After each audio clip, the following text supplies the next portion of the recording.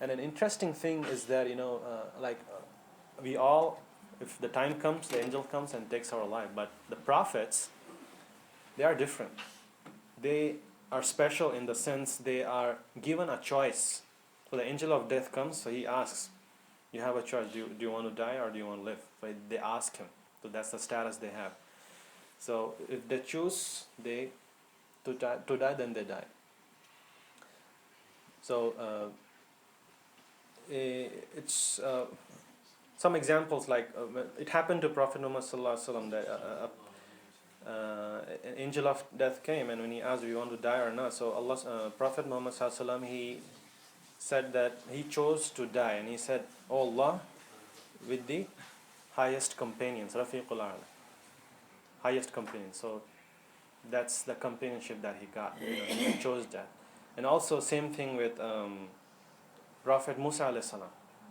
So that's interesting. What happened was that the angel of death, to him, he came in the form of human. Earlier, they used to come in the form of human sometimes. So he came and told to the Prophet Musa alayhi salam that that basically saying, your time has come. Your time has come. Do you want to die? So the Prophet Musa alayhi salam, he hit him so hard that his eye came out. Probably because he didn't know he was an angel or something. So I hit him very hard and he knocked out his eye. So he went complaining. The angel went complaining to Allah subhanahu wa ta'ala. Look what your prophet did. So Allah subhanahu wa ta'ala told this angel that go to him and ask him if he wants to live longer. And if he wants to do so, if he wants to live longer, then he has to do one thing.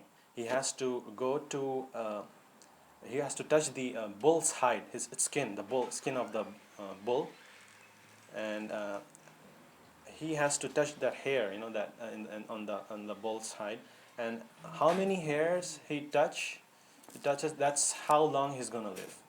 So that was an offer from Allah subhanahu wa ta'ala. So when Prophet Musa alayhi salam was told about this, he was asked like, what after that? Okay, maybe 1,000 hairs. After that, what? Well, Allah subhanahu wa ta'ala said, you're going to die after that many years. So he was like, well, what's the point? So he chose to die at that point. So point here is that, prophets are given a chance whether they want to die or not. Next. Remembering death. Remembering death. Why should we remember death? Why should we remember death? Because Prophet Muhammad sallallahu alaihi wasallam said so.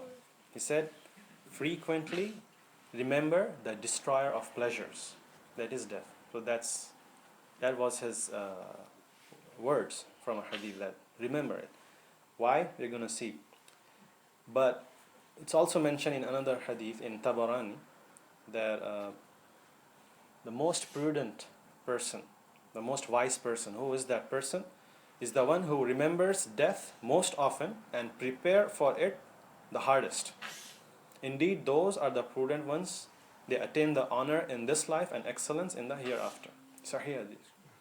So these are the wise people, and the people who are like kind of scared and depressed about thinking about it, they are the most, they don't deserve to be called others as wise people. So let's see what are there are many hadith that talk about it. What are the benefits of it? What do we get when we think about death?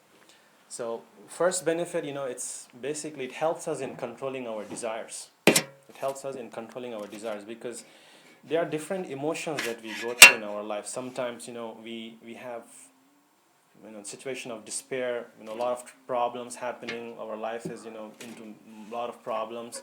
And so at that point, if you think about death, it kind of lightens up your heart.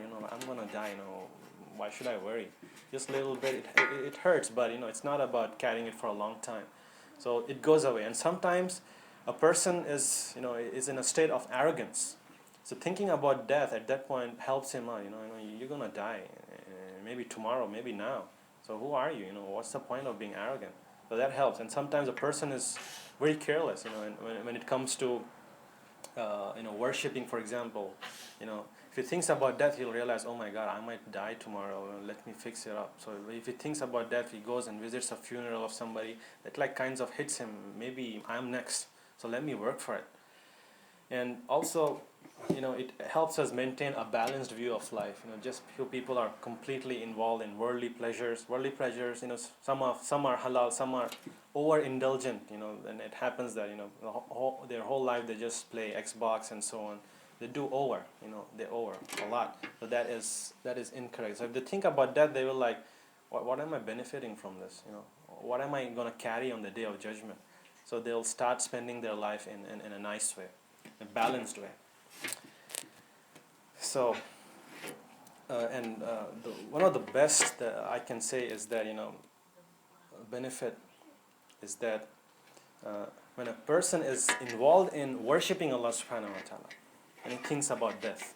Like for example, if you're praying Salah, right? At that point, if you think about death, maybe this is my last prayer. So, Prophet Muhammad Sallallahu Alaihi Wasallam said that, remember death in your prayer. Verily, when a man remembers death in his prayer, he is apt to perfect his prayer. That's not my words, not scholars' words, it's the words of Prophet Muhammad.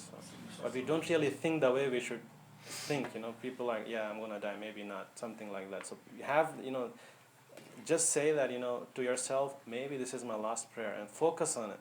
And then it's very easy for you to start concentrating on your prayer. May Allah help us all with the prayers. All right. So the main point of this death is that we need to prepare for it. And we listen to this many times during the khutbahs, that Prophet Muhammad Sallallahu Alaihi Wasallam said that take 5 things before 5, right? Take 5 things before 5. And one of them is take advantage of your life before death comes to you. Before death comes to you. So take it for granted that you are leaving today. Maybe you'll not leave next year. So take advantage of that. Prepare, start preparing. Have this in your mind always. And some stories. This another incident happened that this person, he fell from a building. He was working, maybe a construction worker. He was like on the high floor. He fell down, and people were like, "That's it, he's gone." I mean, nobody survives that fall. And amazingly, this person, when he falls, he gets up. Nothing happened to him. He was like walking. People were like amazed. Oh my God, what's happening here? He's walking. He not only didn't die, but he's like walking. So people were like, oh, oh my God, you survived. So they were like, let's go somewhere and eat. You survived. Let's do some party kind of thing. So he was like, okay, let's go eat. So he was going, and he walked a little distance, and all of a sudden a car came from nowhere and it just hit him and he died. So it was destined for him that that person is supposed to die at that point and that location. He fell from the building, but time didn't come. Nobody will die. Nobody will die. Time didn't come. No matter how many times you are stabbed, you will not die. You die only when Allah subhanahu wa ta'ala wants you to die.